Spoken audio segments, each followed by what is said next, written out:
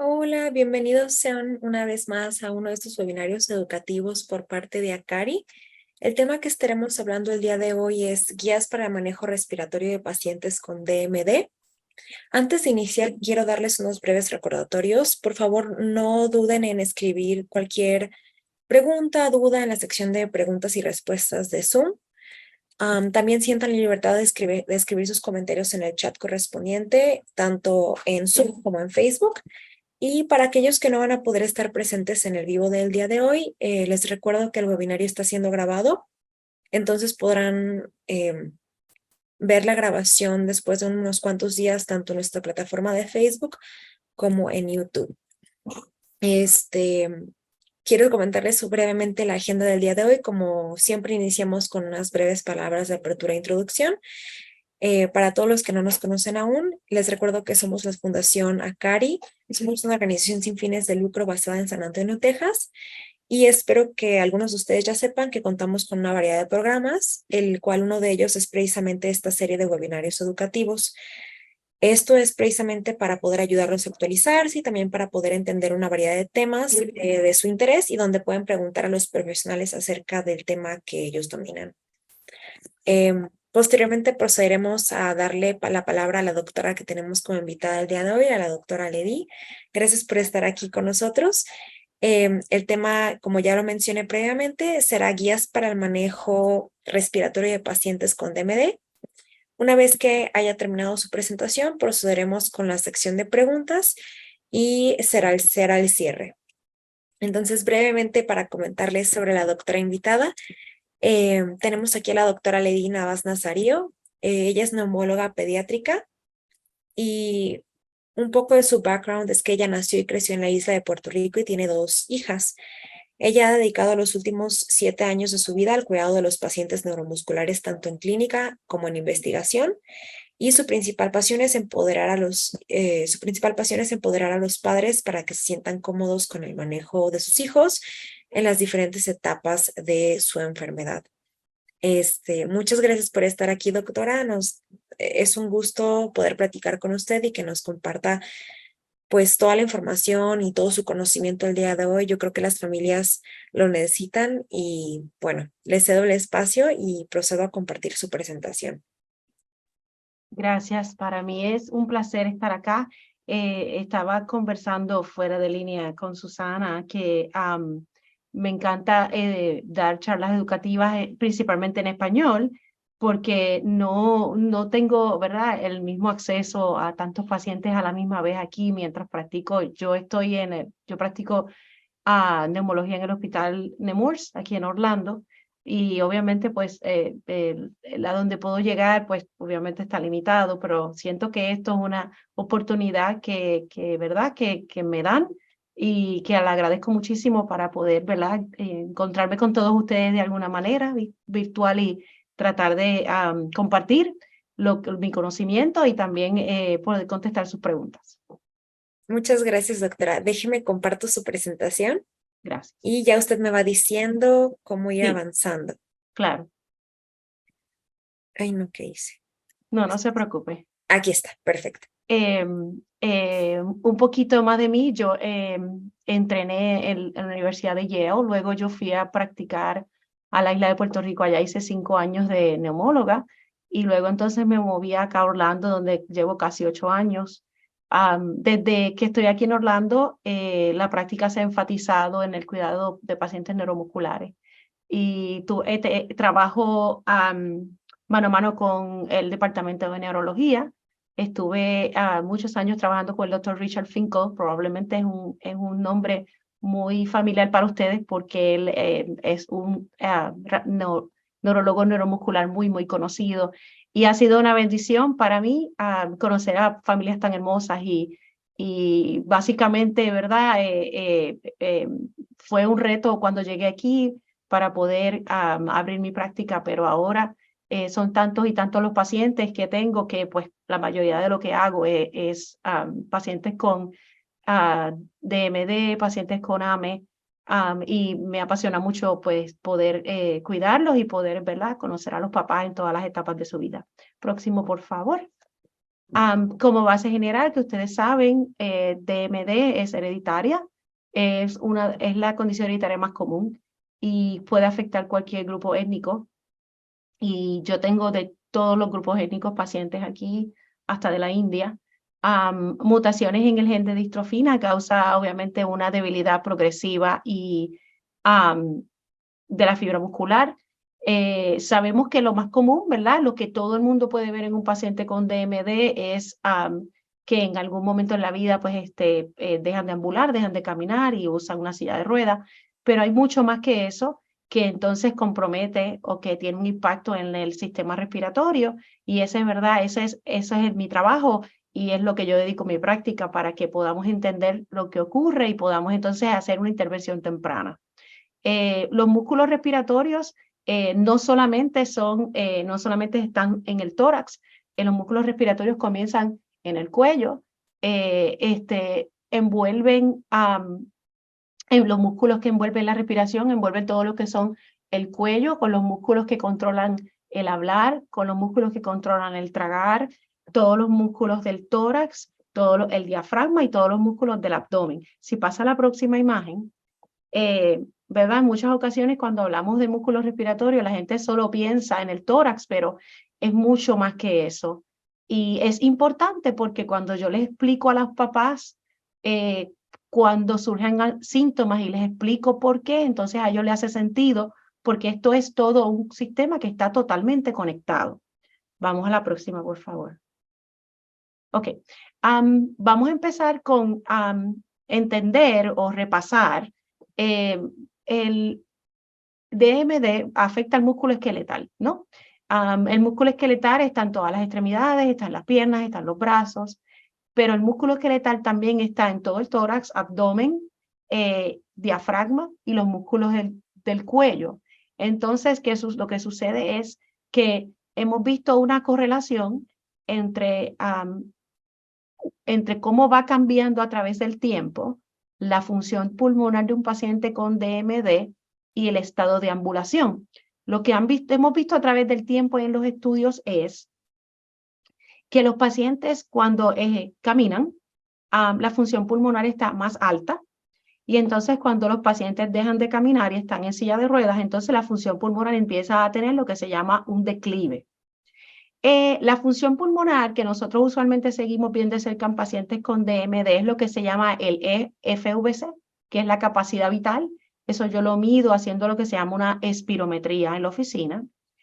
El FVC en todos los seres humanos aumenta con el crecimiento. Cuando nosotros somos bebés, obviamente el tórax es muy pequeño, el tamaño es pequeño, y según un niño va creciendo y se va estirando en altura, el FVC va aumentando porque los pulmones están creciendo, ¿no? Se ha visto en DMD, ¿verdad? Que eso también ocurre y que los valores son normales al comienzo de la vida. Estamos hablando de estar cerca de los 100, 100%, 99% del FVC. Lo que sucede es entonces, como pueden ver en esta gráfica, ya cuando el niño está alcanzando aproximadamente los 10 años de edad, que es que podemos empezar a ver el comienzo de debilidad muscular, entonces la función pulmonar también empieza a tener un declive o empieza a bajar. ¿Por qué esto es importante? Esto es importante porque entonces hay unos sistemas que hay unas cosas y unos síntomas que comienzan a aparecer que van a estar asociados a esto, que son, por ejemplo, síntomas como, por ejemplo, empieza a afectarse la capacidad del niño toser, puede empezar a tener problemas para tragar comida, puede empezar a tener problemas de estreñimiento porque los músculos del abdomen también están envueltos cuando al ir al baño, etc. También otra cosa bien importante es cuando hablamos de tratamiento de DMD, hemos visto que los pacientes que se empiezan en esteroides, que es el tratamiento más viejo y el tratamiento más común para DMD, entonces la función pulmonar alcanza valores más altos y se preservan más tiempo en unos mejores números. O sea, la caída va a ser igual que la gráfica que estamos viendo aquí, pero entonces va a ser más lenta y menos rápido. Así que hemos visto el beneficio de los tratamientos en preservar, así mismo como preservamos la ambulación por más tiempo, pues también la función pulmonar como relación. La próxima, por favor.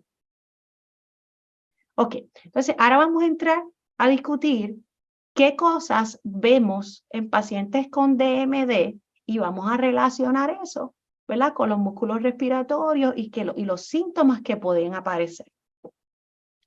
La patofisiología respiratoria en DMD envuelve varias cosas.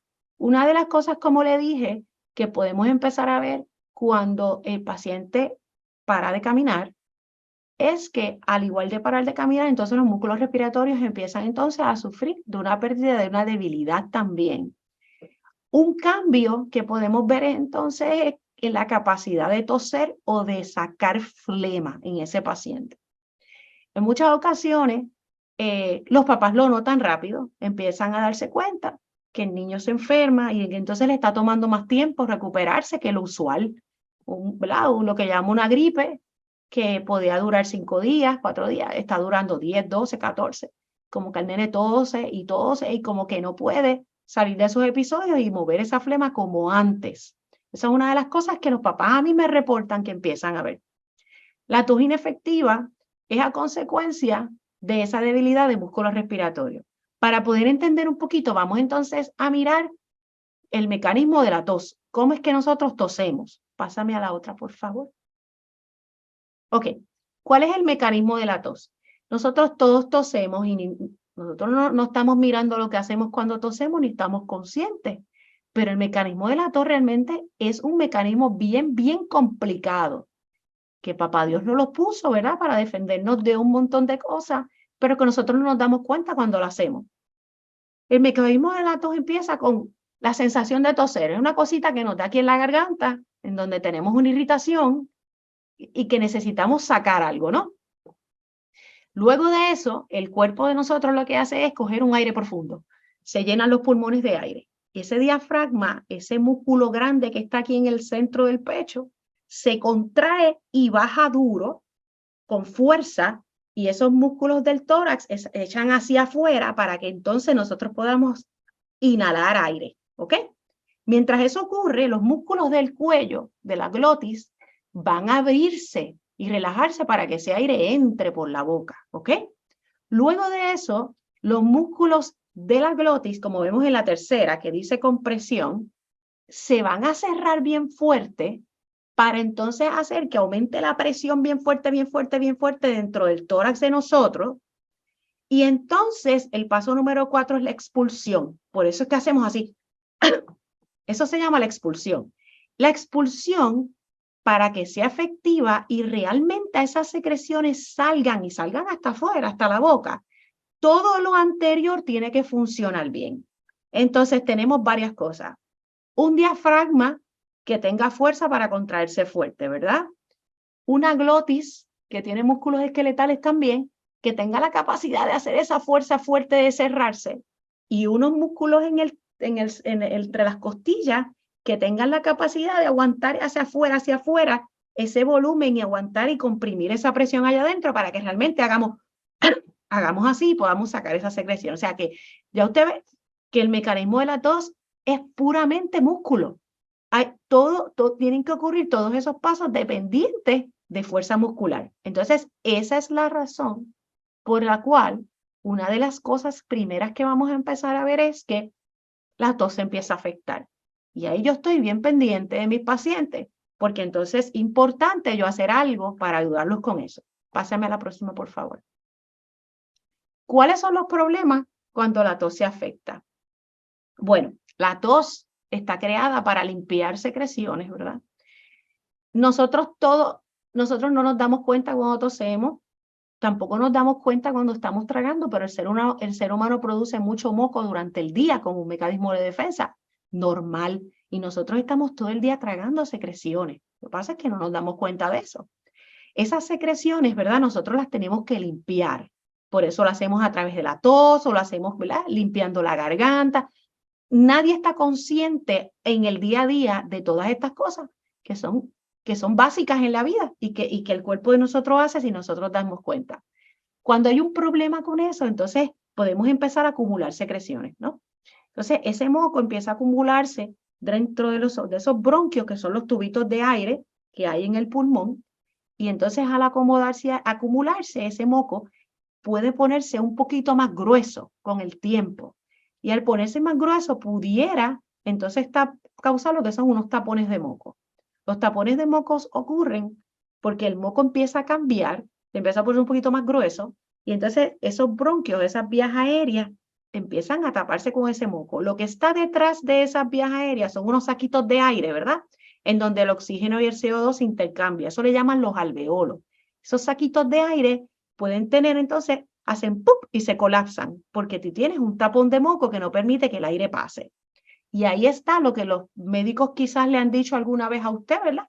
De su hijo, que es que él tiene atelectasia. Atelectasia significa, ¿verdad? Que esos saquitos de aire se colapsan ante la presencia de un taponcito de moco. Los síntomas de atelectasia en un niño, pues entonces pueden ser que el oxígeno le baje. Te llega al hospital, y obviamente le ponen el oxímetro de pulso en el dedito y entonces empiezan a notar que la saturación está un poco baja. Y es por esto, ¿no? Entonces, ¿qué sucede? Con el tiempo, si nosotros no intervenimos y no nos damos cuenta de esta situación, pues entonces ese taponcito de moco se queda ahí y se queda y se queda. Y el moco, pues, produce bacterias. Entonces, podemos tener una neumonía a consecuencia de ese mismo taponcito de moco. Ahí le puse una plaquita que realmente lo que pueden ver en el lado izquierdo realmente es el lado derecho del que está mirando. Ese paciente tiene todo ese pulmón, se ve blanco. El pulmón normal es el otro lado, se supone que se vea negrito. Cuando tenemos atelectasia o tenemos ese colapso de esos saquitos de aire, ¿verdad? Se va a ver como en esa imagen blanco, así como esa nube blanca. Y eso obviamente causa síntomas respiratorios de distrés respiratorio, dificultad, y causa entonces que el oxígeno baje. Por eso es que entonces estamos pendientes a atender las necesidades de la tos de los pacientes con DMD. La próxima, por favor. ¿Ok? Ya habíamos entonces, ¿verdad? Como consecuencia de tos inefectiva podemos tener atelectasia. Vamos a hablar un chispito más de atelectasia la próxima. ¿Ok? Como les dije, son retención de moco en esos tubitos de aire, ¿verdad? Del pulmón. También otra cosa en la que yo he visto atelectasia ocurrir ha sido, por ejemplo, que se me atragante un niño con un pedacito de comida. En muchas ocasiones, ¿verdad? Hay debilidad en los músculos de masticación y de tragado, que vamos a hablar de eso ahorita. Y entonces un pedacito de carne, un pedacito de huevo, un pedacito de algo puede irse para donde no va. Y entonces, al entrar dentro del pulmón, dentro de las vías aéreas, disculpe, entonces pues puede haber a consecuencia de eso atelectasia también en ese pulmón, ¿ok? La atelectasia, ¿verdad? Ocurre por la debilidad en los músculos inspiratorios y expiratorios, obviamente tos inefectiva, y también la atelectasia ocurre crónicamente según la debilidad muscular progresa. Me explico. En muchas ocasiones vamos a observar el patrón respiratorio de pacientes con DMD cambiar con la edad. Al principio respiran como cualquier otra persona, no tienen nada diferente. Con el tiempo y según la debilidad muscular, empezamos a notar que empiezan a respirar un poquito más llanito, no profundo, llanito y como un poquito más rápido. Yo les voy a enseñar una gráfica ahorita para que puedan verlo visualmente y vean cómo se ve. Esa respiración más rápida y más llana, no profunda, que se ve como más rapidita pero no profunda, entonces, ¿qué hace? Si yo no cojo aire grande y no lleno, ¿verdad? Acá abajo, el pulmón en la base, en la parte de abajo, entonces como que no le llega el aire. Y al no llegarle, esa base del pulmón, esos pulmones bien abajo, son víctimas o puede ocurrir atelectasia de la base de los pulmones porque entonces no nos está llegando ese aire profundo allá. Esto es parte de la debilidad muscular pero para eso entonces se desarrolla intervenciones, que de eso vamos a hablar ahorita, ¿ok? Por favor, la próxima. Ok, otra de las cosas que nosotros estamos bien pendientes es lo que se llama disfunción en el tragado y posible aspiración. La próxima, por favor. Los músculos de la laringe y la faringe controlan el habla y también controlan, obviamente, la deglución, que es el tragar. En algunas ocasiones, yo no veo tan frecuentemente este problema temprano en DMD, sí lo veo en AME, temprano en la vida, lo veo más tarde en DMD. Siempre estoy pendiente y siempre le pregunto a los papás que si se está ahogando con agua o se está ahogando con jugo, etcétera. Pero lo más común que veo en DMD realmente es, en una etapa más tardía, el hecho de el cansancio al comer. Empiezan a desarrollar fatiga en los músculos de aquí, de masticación. Entonces, cuando están comiendo cosas un poquito más fuertes, vamos a decir pechuga de pollo o un steak, el masticar los cansa, entonces empiezan a rechazar la comida, pero es por ese cansancio. Hay dos maneras en que un paciente puede tener problemas de aspiración. Puede ser que estemos tragando y se vaya por el lugar incorrecto y llegue al pulmón, que sería aspiración desde arriba, o podría ser por reflujo. En muchas ocasiones hay pacientes con condiciones neuromusculares que pueden tener reflujo y entonces ese contenido gástrico va a subir, hasta acá arriba y entonces el paciente no se defiende cerrando la epiglotis y entonces puede liquear de ese contenido gástrico e irse al pulmón y podemos tener aspiración. Lo que sucede con la aspiración es que es bien peligroso porque el contenido gástrico no tiene nada que hacer en el pulmón, ¿verdad? Eso es excesivamente irritativo. Y cuando ocurre mucho, entonces puede empezar hasta a cambiar el pulmón y causa mucha inflamación y el tejido como tal del pulmón puede sufrir cambios fibróticos debido a esa aspiración crónica. Hay un grupo de pacientes que los síntomas son evidentes. Sienten cuando se ahogan, lo pueden referir, tosen o tratan de toser. Y hay otro grupo que es el más preocupante, que es que la aspiración es silenciosa. No nos enteramos hasta que hacemos un estudio de tragado y entonces nos enteramos de todo esto. Próxima, por favor. En el caso de aspiración, una de las cosas o de los tips que yo le doy a los papás es cuando el niño come o la niña come, usted entiende que después de comer suena como bien flemoso, entonces a veces se lo imito para que puedan entender que después de comer se oyen con mucha flema y eso es uno de los indicativos de que nos debemos preocupar por estudiar el tragado de ese paciente. Se los digo porque es como la manera más fácil que entiendo que los papás entienden cuando yo les trato de explicar esto.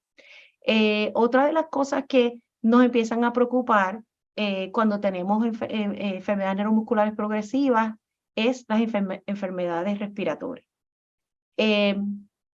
Empezamos a ver un cambio en donde, como les dije al principio, una enfermedad respiratoria corta empieza a prolongarse más tiempo, empieza a complicarse, como que el niño no se recupera, la niña no se recupera, y pudieran entonces empiezan a dar diagnósticos como bronquitis, como neumonía, y diagnósticos que antes no existían.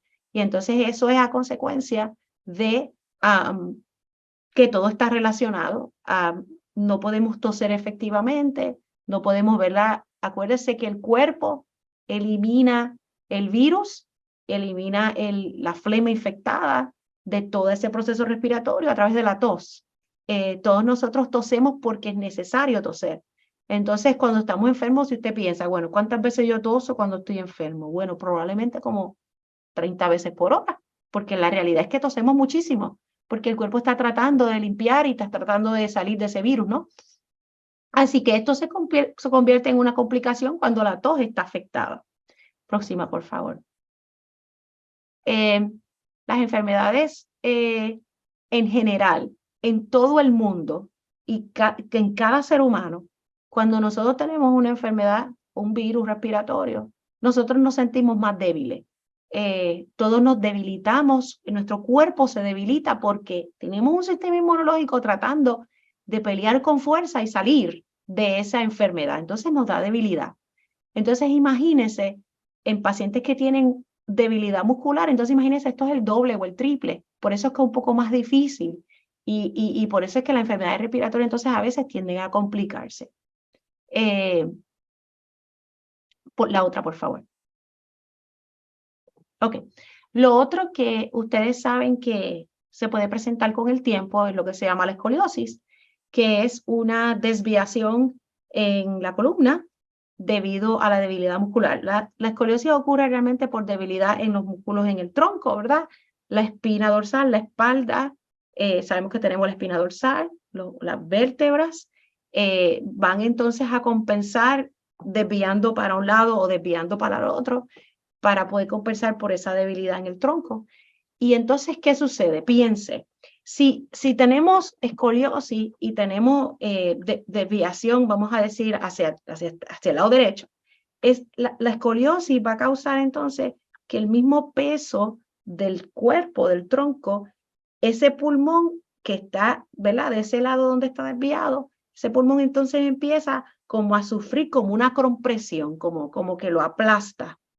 Pero también no se nos olvide que entonces los tubitos de aire, ¿verdad? Que llevan a ese pulmón, también entonces empiezan a sufrir de ese aplastamiento también. Entonces ahí tenemos un problema porque ¿qué sucede? Imagínense si es tan importante la gravedad para toser, uno estar derechito para cuando uno tose las cosas salgan, al estar un poquito más desviado, entonces esas secreciones como que tienen todavía más dificultad para salir. Y ahí entonces empezamos con la discusión de intervenciones, ¿verdad? Para ayudar a que todo eso no se quede ahí acumulado y pueda salir. Próxima, por favor. Ok. Otra de las cosas que ocurre con la escoliosis es que debido a esa compresión que les estoy diciendo, entonces la capacidad de ese pulmón, cuando la medimos a través de la espirometría, que es la función pulmonar, baja, porque ese pulmón no se puede inflar por completo como antes. Entonces vamos a ver una disminución en el FVC, además de que se afecta la tos. Próxima, por favor.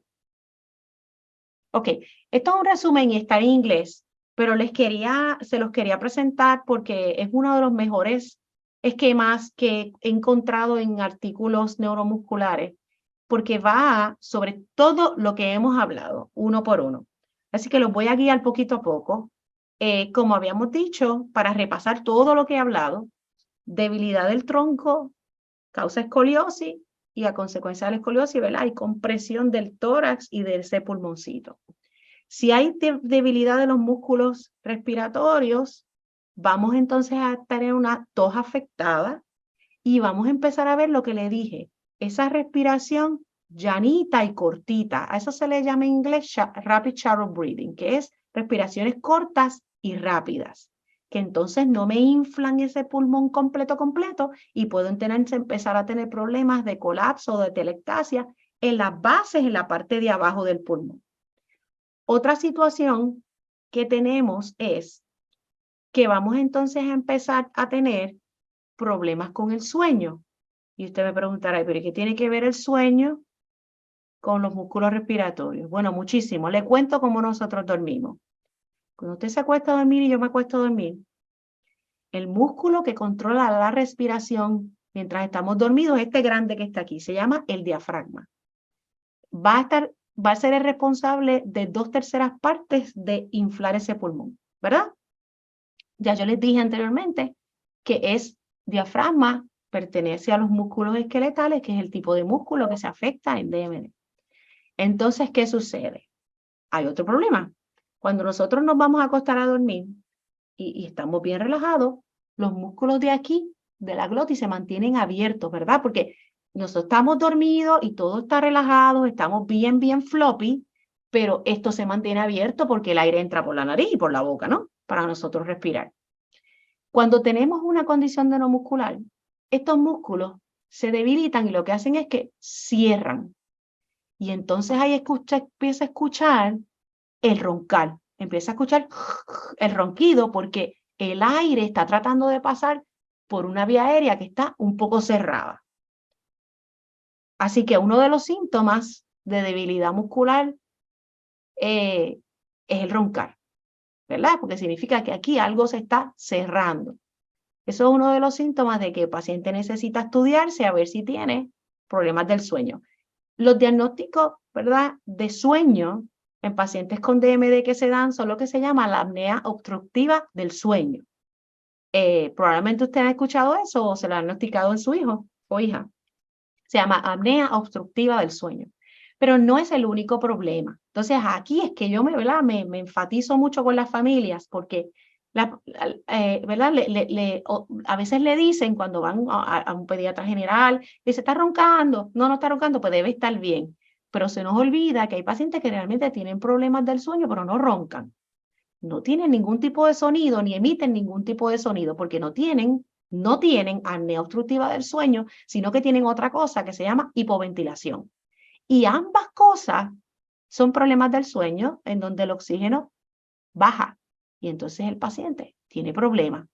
Ahora, ¿cómo nosotros sabemos si hay un problema del sueño? Simplemente haciendo un estudio del sueño. No hay otra forma de saberlo. De eso le voy a hablar un poquito más adelante y le voy a contar cuáles son los síntomas que usted debe estar vigilando. Entonces, si nos movemos en la gráfica, en el esquema hacia la derecha, debilidad vulvar. Le dije que los músculos de aquí, que controlan habla y controlan tragado, se llaman los vulvares. Sabemos que si tenemos esos músculos débiles, como le dije, vamos a tener obstrucción, y ahí vienen los problemas de roncar, y tenemos también problemas de tragado y aspiración, que eso ya lo hablamos ahorita. Páseme al otro, por favor. Ok, esta es la gráfica que les decía ahorita, que nos demuestra al lado izquierdo es la respiración normal y al lado derecho es la respiración que empieza a desarrollarse cuando hay debilidad muscular, ¿ok?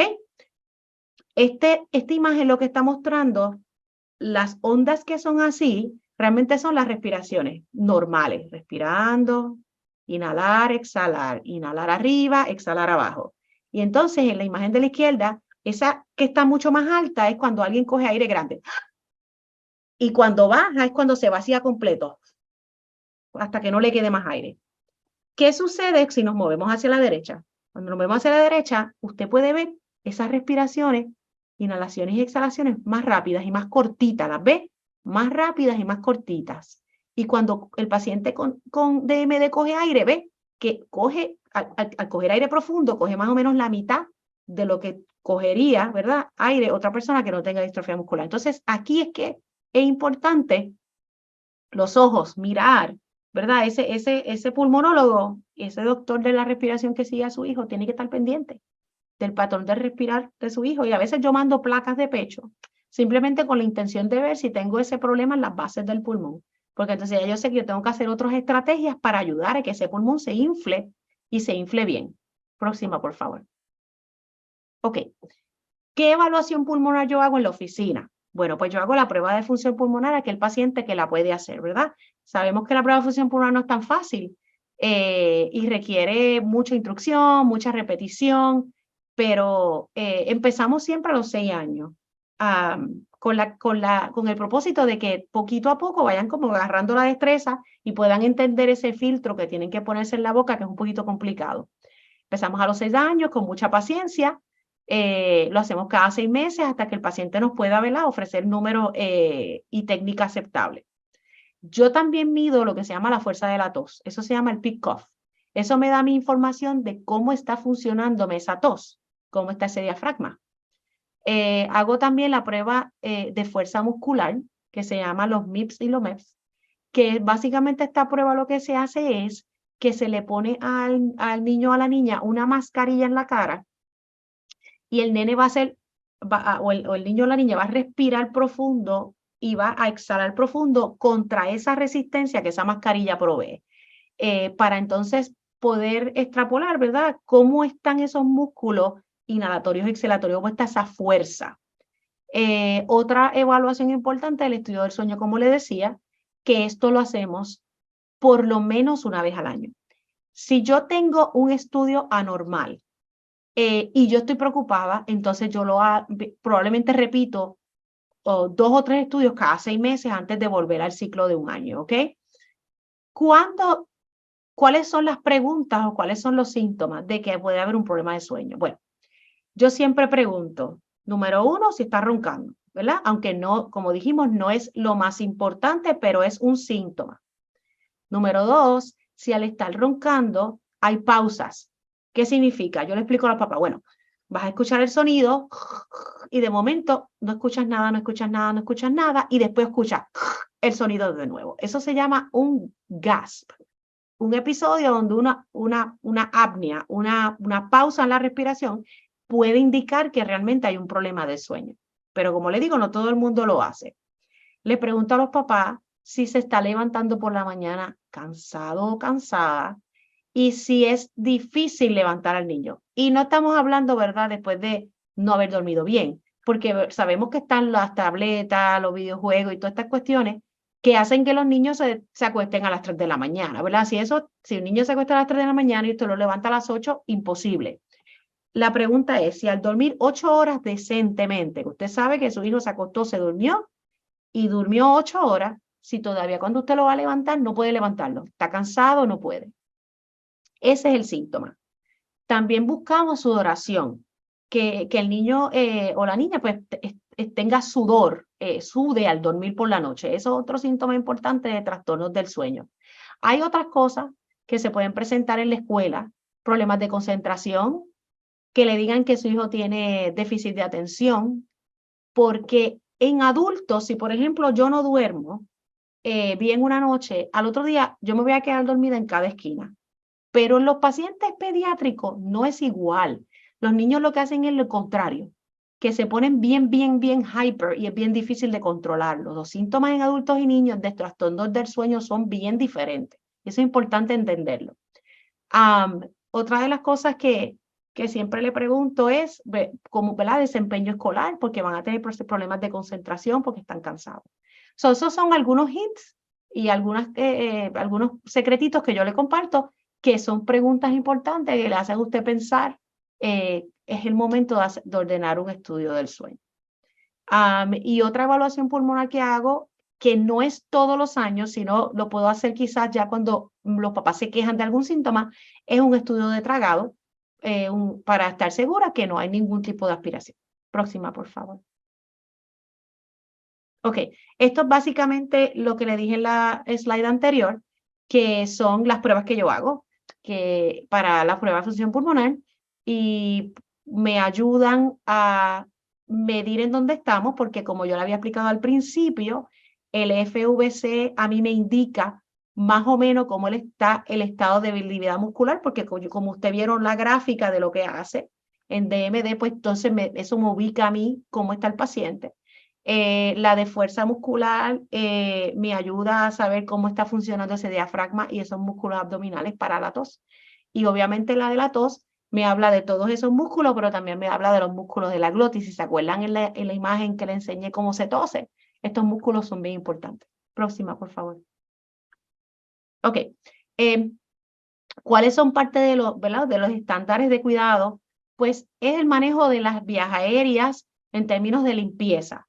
Yo utilizo lo que se llaman los asistentes de tos. Si el paciente ya muestra síntomas de debilidad en la tos, vienen unas máquinas que se llaman Cough Assist o asistentes de tos, que se utilizan de la manera en que esto, ¿verdad?, se utiliza se conecta a una mascarilla que va a cubrir la nariz y la boca del paciente con un buen sello, y entonces esta máquina va a tirar una presión de insuflación, que realmente es insuflación realmente que es que tira aire para inflar el paciente, y luego va a vaciar, ¡fum!, va a vaciar el paciente rápido. Una fuerza de insuflación, una presión de insuflación y una presión de exuflación. O sea que si usted puede ver, pues mimic o imita lo que la tos hace.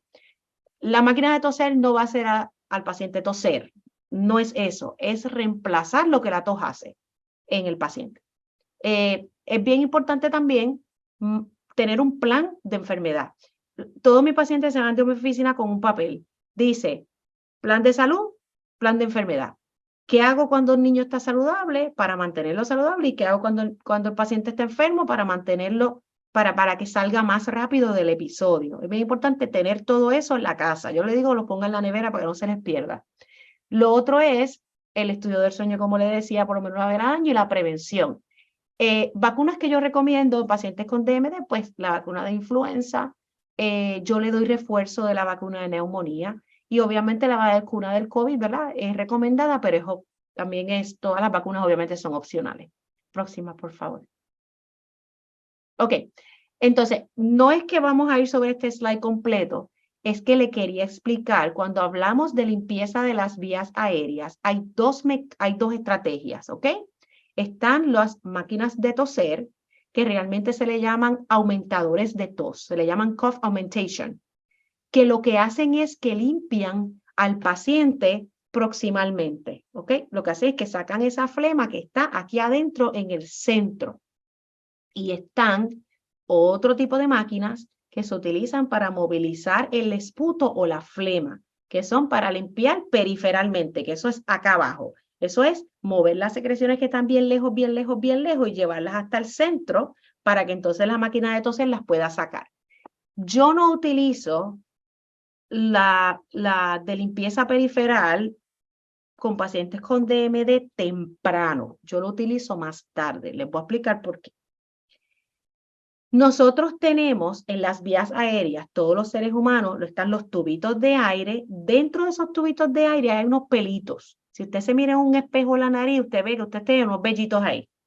Esos vellitos o esos pelitos cubren también el bronquio por dentro. Y eso funciona como una escoba. Eso hace así y limpia y saca la flema hacia afuera. Entonces lo que hace es que mueve las secreciones que están en las vías aéreas más lejos y las trae hasta el centro. Y ahí es que yo aprovecho y uso la máquina de toser y la saco hacia afuera. Si un paciente no tiene escoliosis, ¿verdad? Un paciente con DMD no tiene una escoliosis severa, que esas vías aéreas estén aplastadas, pues esos vellitos deberían funcionar y deberían limpiar sin ningún problema. Cuando pasa el tiempo y empezamos a tener problemas ya de que hay tapones de moco en las partes de abajo del pulmón y el paciente se ha debilitado bastante, empezamos a tener neumonías y empezamos a tener escoliosis, yo entonces introduzco esta otra máquina que realmente es un chaleco que va en el pecho y se cierra en el pecho y lo que hace es que vibra fuertemente, tiene unas fuerzas oscilatorias que mueven entonces las secreciones de lejos a cerca. Pero como le digo, el standard of care incluye la máquina de toser al principio, lo otro es dependiendo caso a caso. La próxima, por favor. Esto es un ejemplo de lo que son los asistentes para tos. Han salido más máquinas. Ahora mismo hay como 2 o 3 más de diferentes compañías. La azul, inclusive esa misma compañía la reemplazó por una más pequeña, pero es para darle un ejemplo de cómo se ven. Vienen desde mucho más pesadas hasta mucho más pequeñitas. La idea es la misma. Usted ve la manga y ve la mascarilla en la foto. Eso es, se coloca en la cara del paciente, tira una fuerza de insuflación y luego una fuerza fuerte de exuflación para entonces sacar esa secreción y esa flema hacia afuera. Próxima, por favor. Les quería comentar, la máquina de toser, yo siempre que empiezo a trabajar con esto, le hablo a los papás y le hablo a los niños. No te va a gustar, es una sensación rara que lo que vas a sentir, pero no es dolorosa. Es importante, ¿verdad? Porque los niños, si son pequeños, se asustan con este tipo de cosas, como que uno se le pone obligado en la cara.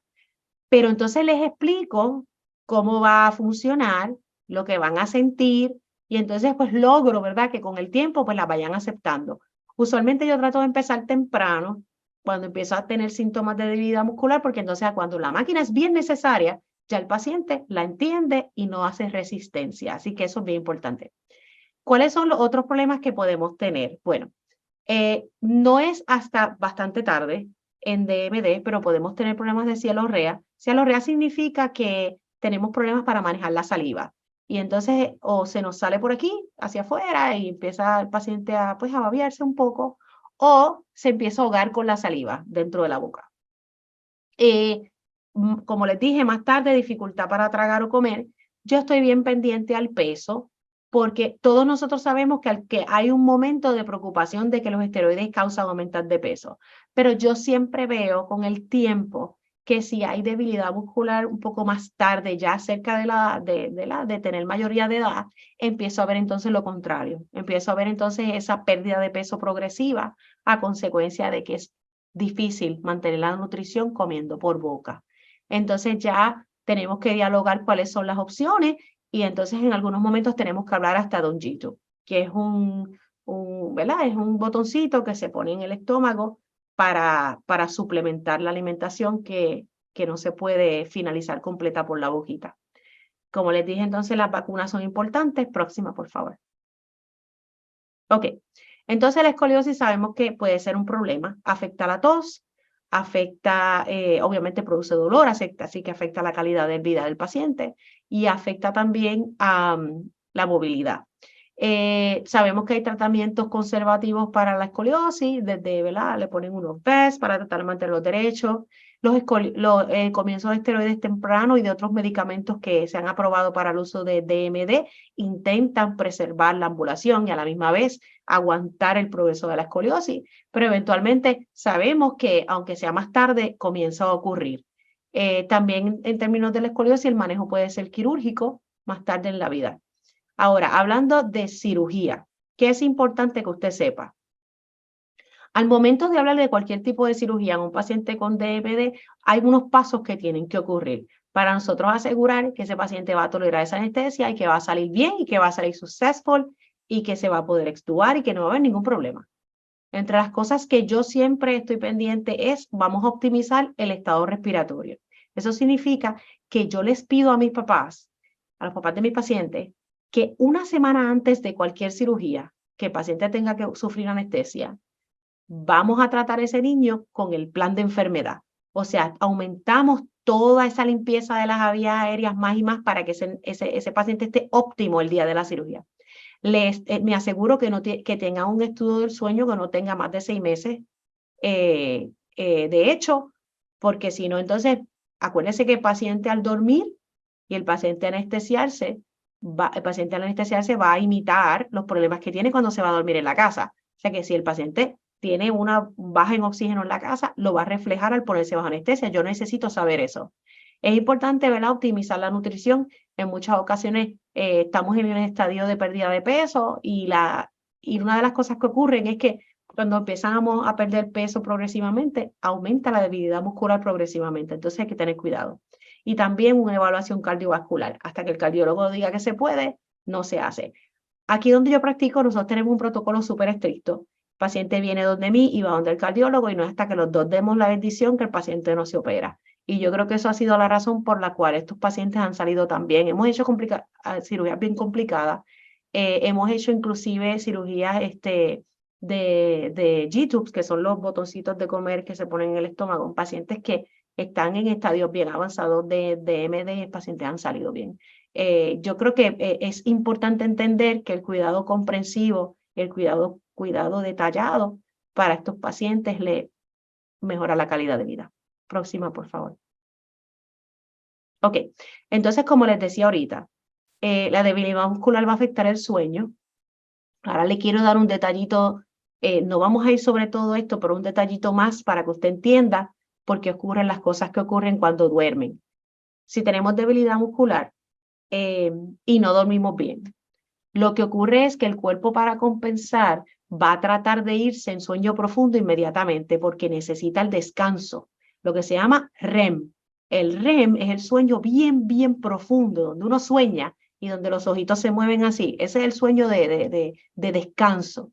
Al paciente tener tanta deprivación del sueño, el cuerpo se va a ir en REM rápido que él se acueste. ¿Y qué ocurre entonces? El oxígeno baja, el CO2, que es el gas que nosotros botamos cuando exhalamos. Cuando yo respiro, yo inhalo oxígeno y lo que boto es CO2. Ese CO2 es desperdicio del cuerpo. Entonces, ese CO2 se va acumulando. Y entonces, ¿qué ocurre cuando el paciente está durmiendo? Las ondas cerebrales entonces detectan ese aumento en esa baja en el oxígeno, ese aumento en el CO2, y le dice, hey, hey, despierta, despierta. Entonces, el paciente no abre los ojos ni habla, pero si usted lo tiene conectado a un electroencefalograma, el paciente se despierta. ¿Y qué ocurre? ¿Y qué ocurre cuando esto ocurre una vez tras otra? Una vez tras otra. Imagínense semanas y semanas en esto. El paciente va a tener una deprivación del sueño terrible. Y entonces el tiempo del sueño realmente disminuye y la eficiencia, o sea, cuán bien ese paciente duerme, baja. ¿Y qué ocurre entonces para el paciente compensar? Trata de irse en REM cada vez que duerme. Y es un ciclo malo en donde realmente el paciente va a descompensarse y va a tener muchísimos síntomas. Con el tiempo, si esto se convierte en algo crónico y nadie le presta atención, a usted no se le hace un estudio del sueño, no se detecta el problema. Lo que ocurre es que el cerebro deja de responder a ese aumento en CO2 y entonces ya se va a crear como un hábito en donde el cuerpo va a tolerar esos niveles de CO2 altos y no va a reaccionar. Y eso es bien peligroso. Ya eso es una etapa bien peligrosa que le llamamos fallo respiratorio crónico. La próxima, por favor. Entonces, ¿qué hacemos cuando tenemos un desorden del sueño? Bueno, si es hipoventilación o apnea del sueño, usamos un BiPAP. El BiPAP se llama BiPAP porque tiene dos.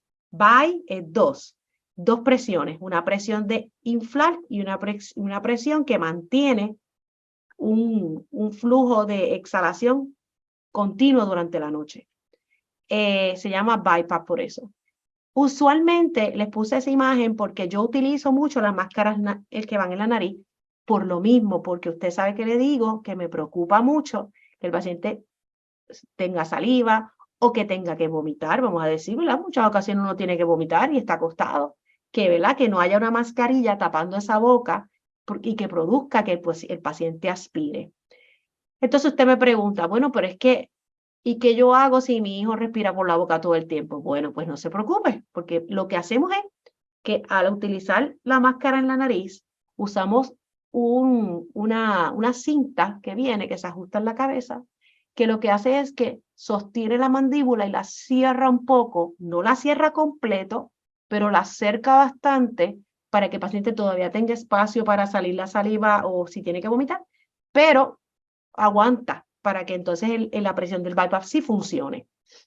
Entonces, el goal o la meta de pacientes con DMD es mantenerlos en ventilación no invasiva, ¿verdad?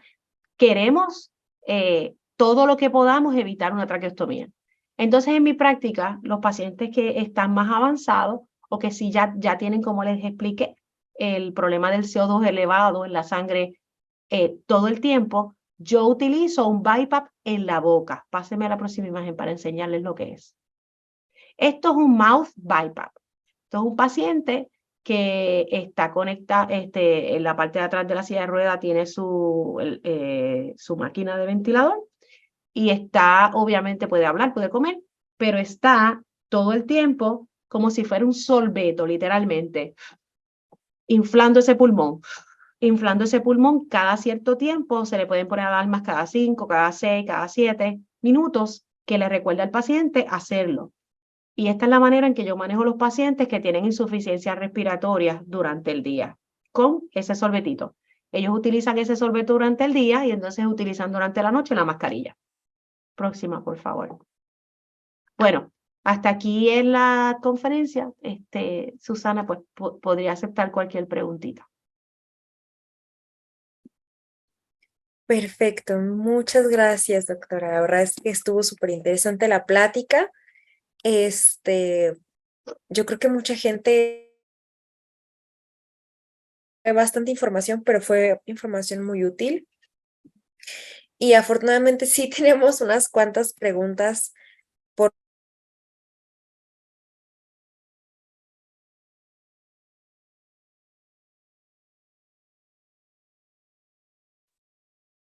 Se está cortando lo que me está diciendo, Susana. Ay, creo que se me fue la conexión. ¿Me Sí, escuchan? ahora la tengo de vuelta. Excelente. Bueno, perdón, no sé en qué me haya quedado, pero le estaba agradeciendo mucho por su plática.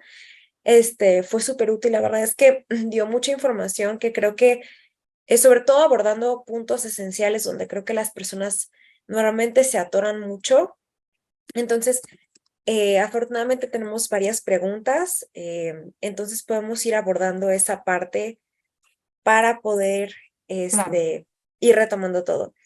Entonces, a ver, déjeme un momento también para poder consultar las preguntas de los lados. Ok, perfecto. Ok, Elisa nos pregunta, ¿qué es lo mejor que puedo hacer para preservar la capacidad de los pulmones de mi niño? Ok, para preservar la capacidad de pulmón, están, por eso yo empiezo temprano la máquina de toser. Como habíamos dicho, ¿verdad? Está el asunto donde no pueden, llega el momento empiezan a respirar diferente, no pueden tomar aire profundo. Sin embargo, esa máquina de toser provee ese flujo de aire, infla ese pulmón hasta abajo, completo, completo. Y entonces yo lo uso mucho para ayudar a los pacientes ¿verdad? A ventilar hasta abajo y evitar entonces esa telestasia. Lo otro también importante, obviamente, tomarse los medicamentos que su neurólogo le prescriba para DMD, ¿cierto? Si son los esteroides o, ¿verdad? Otro tipo de medicamentos que su neurólogo le recomiende. Y lo otro es, ayuda muchísimo detectar temprano los problemas de sueño, porque el BiPAP me ayuda tanto. El BiPAP, recuerde que se utiliza para mantener esto abierto, ¿verdad? Porque tira una presión positiva, pero también ayuda tanto a esa inflación de ese pulmón con el tiempo, mientras están durmiendo en la noche, que mejora muchísimo el paciente y mantiene, ¿verdad? Trata de mantener esa capacidad pulmonar lo más pronto. Lo que los estudios han mostrado que ayuda más a preservar más esa función pulmonar es la combinación de toda ¿verdad? Este cuidado respiratorio combinado con el uso, ¿verdad? De los medicamentos que su neurólogo le prescriba para DMD. Claro, claro. Muchas gracias por contestar esa pregunta. Espero que haya quedado claro para Elisa. Procedemos con la pregunta de Mario. Y esta pregunta, usted creo que ya de hecho la abordó durante la plática en parte, pero vamos a hacerla para que quede más Sí. clara. Mario nos dice, doctora, ¿cuál es la diferencia entre un CPAP y un BiPAP? No entiendo por qué me dice que consiga solo y solo BiPAP. Es más difícil de conseguir. Ok. El CPAP realmente es un solo tipo de presión. Tira constantemente un solo tipo de presión. Ayuda en etapas tempranas de DMD, pero en etapas donde hay mucha debilidad muscular. Obviamente usted entenderá que inflar ese tórax que está tan relajado cuando el paciente duerme, inflar, ¿verdad? Echar aire en ese pulmón es necesario. Hay que ayudar al paciente también a inflar. Entonces, el BiPAP es más importante ya cuando tenemos síntomas de debilidad muscular. Inclusive las guías neuromusculares dicen que es mucho más beneficioso el BiPAP y que debemos tratar de evitar el CPAP porque no, a largo plazo obviamente no provee mucho beneficio. El CPAP es muy bueno para pacientes con obesidad, ¿verdad? Que no tienen distrofia muscular y para pacientes que tengan desórdenes del sueño, pero muy leves. Ya cuando estamos ya moderados o severos, no es lo mejor. Claro. Sí, es bueno hacer hincapié en esa diferencia, ¿no? Porque mucha Sí, gente los confunde o no entienden verdaderamente la utilidad de uno y del otro. Entonces, sí. espero que haya quedado claro para Mario. Seguimos con las preguntas. Claudia nos pregunta, me recomiendan mucho el Cough Assist, Ujú. pero no sé si es ideal iniciarlo ya. ¿Cuándo se debe de comenzar a usar? El COFASIS es la máquina de toser, sí. Eh, Como yo le dije, ¿verdad? A mí no me gusta ser invasiva en los niños, porque los niños se traumatizan con las cosas, ¿no? Entonces, yo siempre prefiero comenzarlo tan pronto empiezo a notar cualquier síntoma, porque así yo puedo empezar presiones más bajas. Eso funciona bajo presiones, presión positiva y negativa. Entonces, empiezo más bajito, entonces el niño no se siente tan sofocado, vamos a decir, y entonces ya cuando le gana confianza, subo hasta que ya el niño, pues bueno, se acostumbró.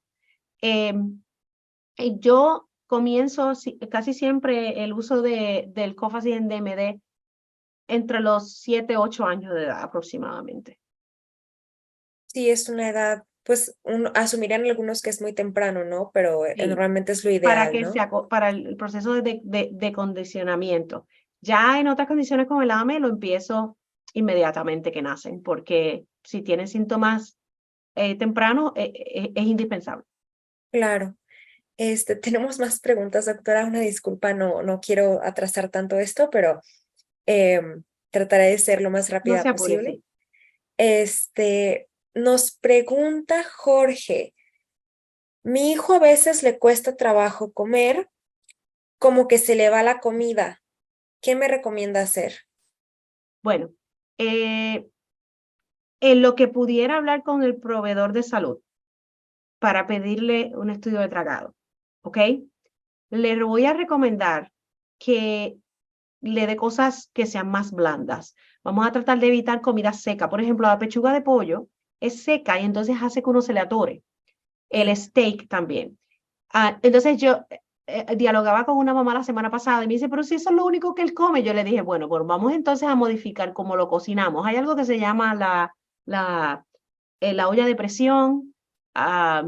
Eso coge cualquier cosa y la deja bien, bien, bien blandita. Entonces sí, tratar de modificar la manera en que se cocina para que las cosas no den trabajo al masticar ni tampoco den trabajo al tragar. Eso es lo más importante. claro. Pues con el tiempo usted tiene que ir cambiando ciertos hábitos, ¿no? Sobre todo Cierto. conforme va progresando la enfermedad. Desafortunadamente es lo que toca hacer con el DMD.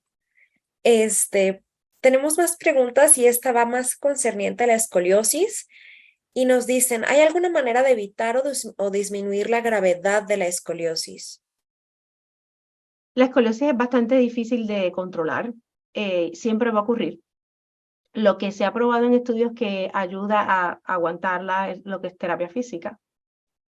En algunos casos el uso de los chalecos estos que los ortopedas le dan, los vest, que son para tratar de mantenerlos de lo más derecho posible.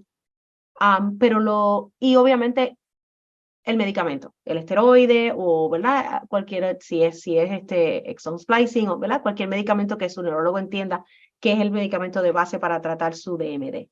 Eh, Estas cosas son las únicas que han probado que va a ocurrir más lento y más tarde, pero eventualmente siempre vamos a tener que enfrentar esa situación. Claro. Doctora, tenemos solo dos preguntas más, a menos de que lleguen otras en estos dos siguientes segundos, pero nos están abordando y quiero seguir con esto de los tratamientos. Mariana nos está preguntando, ¿qué tratamientos hay cuando empiezan a haber problemas respiratorios, doctora?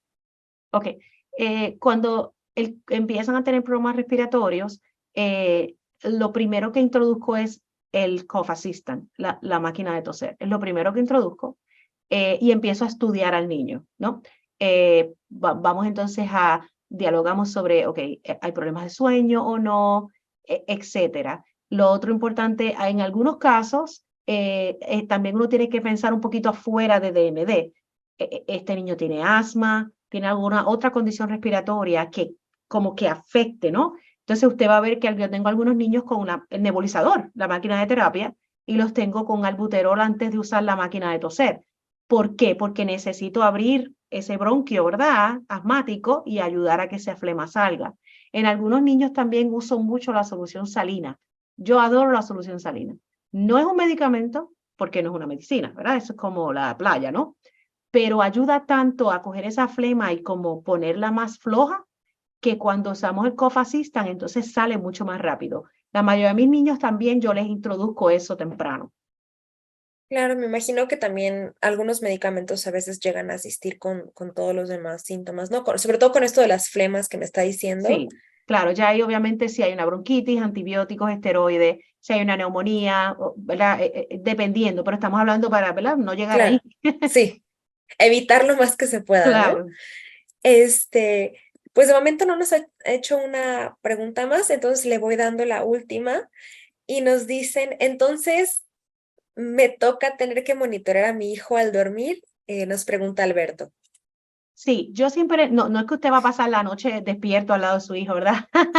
Pero yo siempre les digo a los papás, si puedes visitar el cuarto una o dos veces a la semana, ¿verdad? Días diferentes, No los fines de semana porque los niños se acuestan tarde, pero ya cuando están en la escuela, porque así te pueden ver cómo está respirando, qué posición está asumiendo. A veces cuando hay trastornos del sueño, tienden a hacer esto. Empiezan a extender la cabeza para atrás para tratar de abrir la vía aérea o asumen posiciones bien erráticas en la cama, empiezan a moverse en todas las direcciones, bien desorganizado, y todo eso son síntomas. Entonces, si usted ve algo como eso, pues es bien importante que lo hable con el doctor del niño. Claro. Bueno, doctora, la verdad es que esas han sido todas las preguntas que hemos recibido por parte de la gente. Estoy tratando de ver si actualizo y llega algo más, pero creo que ha sido todo. No tengo nada más que agradecerle porque la verdad es que su plática yo considero que es muy necesaria para la gente. Creo que en términos respiratorios estamos, bueno, hemos notado que la gente no indaga mucho o no sabe mucho, sobre todo en términos de equipos. Como vio en las preguntas, hubo muchas preguntas sobre BiPAP, CPAP, Cough Assist. Entonces, sí le agradezco mucho todo este apoyo con la información para que la comunidad se mantenga como actualizada. No sé si quiera dar un último comentario para todos o algo. Sí, ha sido un placer para mí compartir con ustedes. Como cuando conozco por primera vez a algún papá que viene con un niño con diagnóstico de DMD, suele ser un poquito drenante, overwhelming, pero yo entiendo que, ¿verdad? Tengo tiempo limitado para poder vaciar todo lo que, ¿verdad? Necesito decirles, pero en términos de mi práctica, me siento muy satisfecha, ¿verdad? Porque he podido graduar niños de aquí, graduar me refiero, ¿verdad? Mandar los adultos a los 21, que es que me quedo con ellos hasta los 21, porque es donde único me dejan, hasta los 21. He podido graduarlos, ¿verdad? Sin necesidad de un ventilador o una traqueostomía, y para mí eso es una satisfacción enorme en mi corazón.